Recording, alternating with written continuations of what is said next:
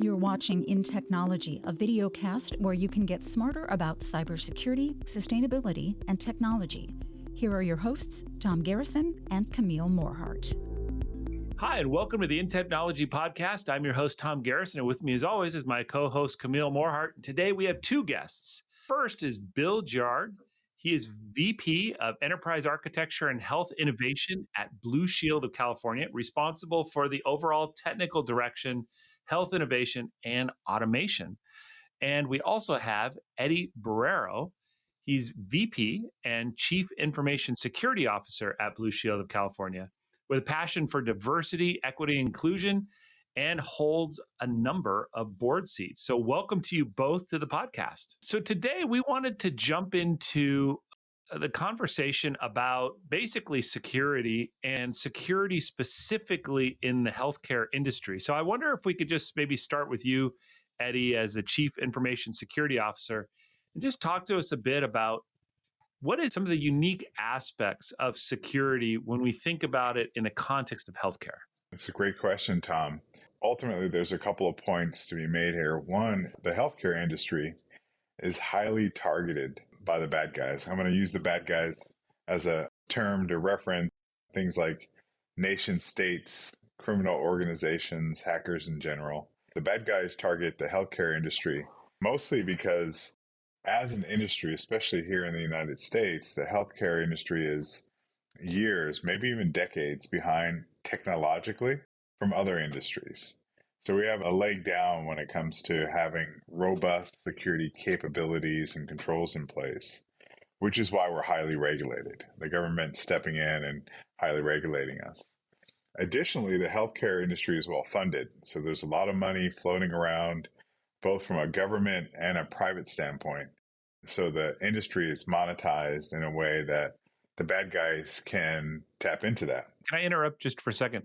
You mentioned that it's behind technologically, but it's also well funded. So why is it behind technologically when there is money to be spent if need be? Here's my personal opinion, Tom. It's because it's such a diverse ecosystem. And you think about there's still mom and pop clinics and hospitals that are out there that aren't as well funded as big, gigantic payers like Blue Shield of California. And so the diversity in the size and share of the money, if you will, amongst the entire ecosystem is distributed ineffectively. And so what that really means is that we're not pulling all the money together as an industry to make enhancements in how things work. Everybody's focused on their revenue generation and profitability and using that money to better themselves. And that could be doctors buying new equipment, new surgical tools, etc. And that could be payers building out digital models for their processes, all of which are not connected. And so you have, once again, a small clinic of 100 people that has inadequate IT or inadequate technology to service their patients. And then you have like a Stanford Medical Center that has the state-of-the-art robotics and surgery, et cetera. Those two aren't connected. And so you see the money not being spent in enhancements as a macro ecosystem. You see the money being spent as enhancements and a particular ability of an entity, a hospital, a doctor, provider, and or a particular business. The government as a whole has said healthcare is a critical part of our nation's infrastructure, which it is. And so you combine all those things, what we see is the bad guys have been very effective at hacking healthcare organizations, at extracting money from those organizations, either through ransom, so typical ransomware, and or extortion when ransomware doesn't work. And because the data itself that's carried about you as an individual in the healthcare industry is very, very sensitive. So think about things like what women in our nation have had abortions, what people have mental health issues, what people have cancer, what people have drug addictions. All that's collected and consumed and managed by the healthcare industry. It's a perfect mix of data to extort people with, because as an individual, some of that stuff I never want to get out. Can you give us a real-world example of what you're talking about? A recent event that happened in Australia, a company called Medibank had a ransomware attack. And Medibank was prepared technologically to recover from a ransomware attack. And the bad guys were really trying to force them to pay to recover their systems. And when they didn't, they attempted to extort them and say, pay us, or we're going to put all your members that have had abortions on a website so the whole world to see.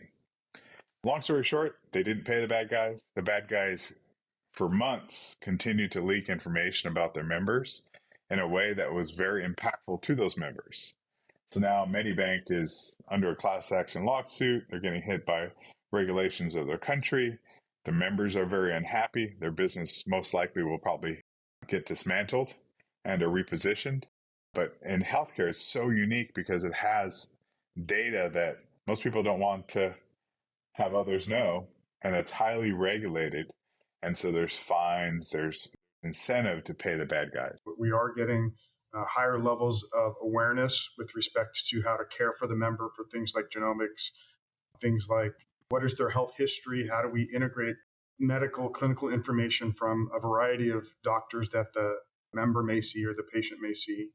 And so that inflection point that we're bringing new technology to bear to help improve the health of a member and the patient is really driving the need for higher levels of integration for that data, which to Eddie's point is creating an incentive, right? It's a higher target area for the attackers to go after. So the second one on that same flow really is the legislation work that we get from CMS, from the federal government, from the state of California, that really is driving to lower the cost of healthcare and share that clinical information, which we think is a good thing. We think the more that the physicians can work together with the member and the payer, we can actually improve the health of the member and do that at a lower cost. Get them care essentially ahead of when they need it versus after the fact when they need to have care. That's forcing systems to work together. As a healthcare industry, we are seeing not only changes in opportunity to improve the health, but attacks on our own business, as Eddie kind of mentioned. The attackers are understanding the opportunity. It's a very lucrative area to go after. And so we're all under pressures externally to not only move faster, partner together more holistically, but also do that under the ongoing threat that we continue to see as a healthcare industry. What is the reward here? So obviously there's money. We've talked about that. I think that's pretty clear. But I know when we were preparing for this podcast, we were also talking about some of the other elements that are kind of unique to healthcare in terms of things like the mental burden that it places on people and sort of as a weapon. And so when you think about healthcare information, it's kind of, I think it's somewhat unique in that it has multiple levels of value of emotional toil it can put on people, stress that can put on people. And that nation states may be interested in just sort of sowing in discontent and tension and whatnot. And I wonder if you could speak with that. Maybe we'll start with Eddie. There's two highly targeted demographics for identity theft. One is the elderly, and one is the impoverished part of our nation, so underprivileged individuals, both of which are very susceptible to fraud, both of which have been highly targeted from the bad guys for both identity theft and financial theft. Same thing is true for our underprivileged.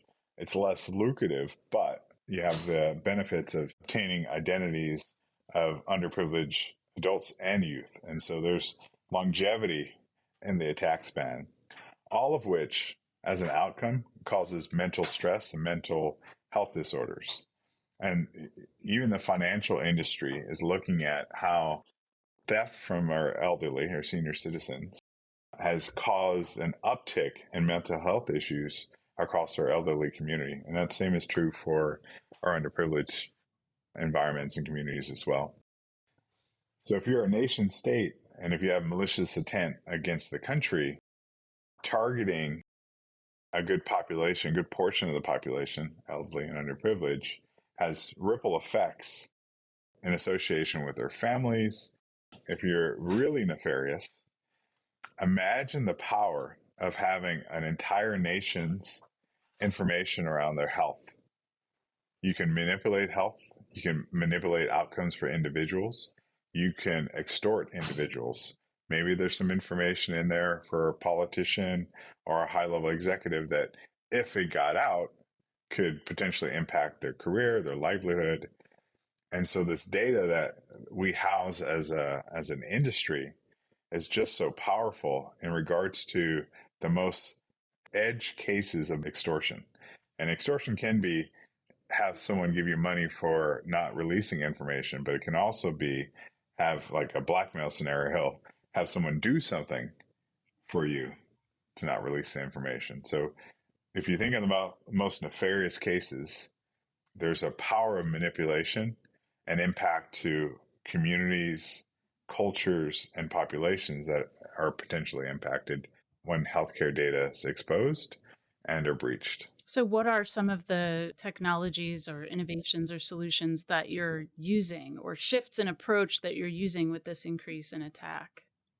There's well-known techniques that are being used by the bad guys that are attacking the healthcare industry. And then there's the fundamental things around security that we have to be really good at. And so what's complicated in healthcare is that you also have regulatory controls and guidance, so a compliance factor that doesn't actually at times equal protecting against these types of attacks, right?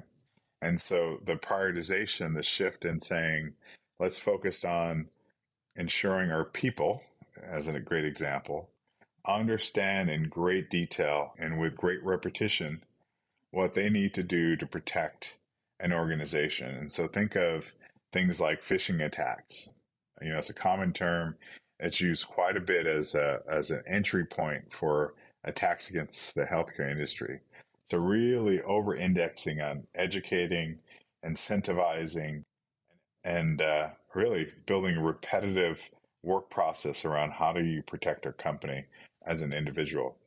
And then technologically, putting in state-of-the-art technologies that can help protect, detect, and respond to attacks in such a way that limits the exposure of data, that really addresses the issue as quickly and as systematically as possible. So reducing the impact, if you will, of an attack as we see it happen all the time. And then lastly, really working to understand the entire ecosystem and supply chain that we use as an organization and ensuring that their standards and controls are in a position to really help protect against these types of attacks. So I wonder, Bill, from your perspective, I just wonder if you could speak to the sort of dichotomy of, connectedness, it's great, you get a lot of value, but also a lot more risk. Whereas in the old days, you didn't have the connected data, but you also had a much, much lower risk in terms of attacks from the outside. Within healthcare, there's roughly $300 billion in administrative overhead for processing things like faxes that we still use pretty heavily, for claims and authorization. And so there's a timeliness that will continue to drive us to this real-time integration, Tom, that you were talking about. So that trend will continue for lots of very good reasons, for the health of the member, for the timeliness of care that they can receive. But it does present us with different attack points, right? That, our methods for securing our members and our patients' health information changes. Number one, aligning where we need to apply encryption technologies for where we're transmitting data. That will continue. But number two, also how we store the data, putting it more centrally with more protect and detect controls. In healthcare today, we largely send large portions of information individually, point-to-point systems. And for us to kind of change where we're going, that means they have to come more central. And so we have to actually approach the security techniques that we're using very differently than we have before. Mm-hmm. And that's not even talking about how technology is changing, right? How are we responding to things like quantum computing and attack algorithms, and what does that do to the underlying infrastructure for key size, and how do we actually make sure that we are doing a paired key management with our providers such that they have a key, we have a key, and we're actually only sharing what we need to when we need to. So there's lots of underlying technologies that we've been working with our partners, Intel being one of those, that we're understanding how do we protect the data where our users are accessing it, our clinical team that may be accessing it, right, on the client, to how they're accessing it in our systems in the data center, and then how are our partners then interacting? So there's a whole train of initiatives that Eddie talked to that are do the basics. We call it exquisite at the basics here at Blue Shield of California, where we need to make sure that we're handling the processes to manage, right? Things like patching, things like compliance training, phishing, social attacks that may happen at the people. And we've got a lot of people that work on improving our members' health. And then there's advanced techniques that we want to be able to get all of our systems working on interoperability standards, using single identity and access controls, understanding how the role-based systems work with the interoperability standards in healthcare, the FHIR and the HIPAA flows, and what we're doing. We can give you a list of healthcare acronyms that we are all kind of pursuing. To your point, it's got to be both manage the environment we have today and then build towards where we're going. And part of that is really getting out of the environment where we're moving data wherever a provider or a decision is needed and trying to put it centralized and then put higher levels of protection controls. But Tom, that conundrum is if you get to that pot of gold, then the risk becomes greater. But we have lots of advanced techniques that segment that out, look at the monitor controls, lots of big tech partners helping us in that strategy. So we're in a unique situation where we're able to actually do something that we haven't been able to do historically. I'm very interested in use cases within healthcare insurance for artificial intelligence. And it could be anything from claims processing efficiencies to like precision medicine or improving treatments. I'll give you two examples because they're very different examples. One is using artificial intelligence and advanced analytics to understand predictive health risk. And so looking at the clinical data and understanding the member's medical history, what's their current environment and their risk of hospital readmissions, as an example, or their risk of having a reoccurring cardiac event because they had one historically. And so we are using artificial intelligence and advanced analytics to understand predictive health risk. Then how do we feed that into our clinical teams to give them preventive care or care ahead of where they need it? So we are also implementing advanced analytics capabilities for prior authorization decisions by looking at their previous medical history, by looking at the risk that I just mentioned, and be able to auto-authorize processes and care that they need. Additionally, we use AI and analytics to really understand and respond to attacks very quickly. Just to put some stats out there, we deal with 5 to 7 billion attacks a day as a company, a billion with a B. And so there's no way we can address that, understand it, deal with it without artificial intelligence, advanced analytics, automation, and capabilities on how we respond. I would also say that when I think about the foundational capabilities around security, and I think about the digital transformation we're driving within the healthcare industry as a company, what's core to that is identity and access management. Bill highlighted and went over it very quickly, but for us, that is kind of key and core to not only securing our data, but also connecting members to this digital experience that we're talking about. So imagine if you had to connect with an ecosystem, which we do, of doctors, business partners, pharmacies, big companies like Google, Amazon, payer information, claims, et cetera. We got to connect all that information on you. And today, that's not centralized. And I don't think all of it ever will be. We'll have to get to a place where we're interacting and integrating effectively within an ecosystem. But to ensure that we're connecting the right data to the right people and doing that securely, identity and access management is absolutely key to ensure we know who you are, that identity can transition and transfer through all the ecosystem of the healthcare industry. It's a big deal, and AI plays a big part of that around behavior analytics. What are people doing? What's normal? What's not normal? Can we quickly make decisions around validating it's Bill, and this is Bill's information when we're servicing up outcomes?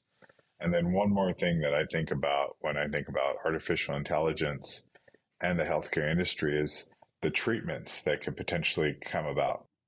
And we see it today in kind of genomic research and medicines that are tweaking particular proteins in people's gene pools to actually cure things like osteoporosis. And those drugs are discovered because of the research and analytics around the genomic position of different nationalities and people and what their physical makeup looks like. For instance, there's certain genes that people have in different parts of the world that have predominantly meant they have stronger and more dense bone structure. And by understanding that, pharmaceutical companies, biotech companies are looking at how to create medicine that enact that particular gene in people to build more dense bone structure. You can only do that through advanced analytics, and you add AI on top of that. The world of the future is quicker treatments, quicker understanding of cures. And then you think about the ecosystem that Bill and I have been talking about, that medicine can get to people that can't today afford it or have access to it. We're coming to an end here, and I'd like to end this in a new and hopefully enlightening way. And that is, I'd like to ask both of you to share 30 seconds or less your sort of vision for the future. What is that experience going to look like? And maybe we'll start with you, Bill. Yeah, my vision really is real-time information sharing between the member, the patient, the provider can get the care that they need when they need it, the best time and at the appropriate cost. That's very different than today. It's real-time and secure information sharing to improve health outcomes and lower the cost of healthcare. I mean, I share Bill's vision and dream. The only thing I would add to that is this concept of proactive preventative health. To me, the future is people will have all the information they need that's crafted and designed for them as an individual, down to their gene structure, around what they can do to stay healthier and what behaviors that they're doing today that can impact their health. So how do we get to a place where we're keeping people out of the doctors, out of the healthcare system, because the information we have helps them live better and more healthier lives, period. Combine that with a future of easily accessible health, affordable healthcare, and I think the future is bright. I think we have a nation of very healthy, strong people that can focus in on other things than bad health. Well, those are great visions for the future and certainly inspiring. Thank you both for joining us today. Never miss an episode of InTechnology by following us here on YouTube or wherever you get your audio podcasts. The views and opinions expressed are those of the guests and author and do not necessarily reflect the official policy or position of Intel Corporation.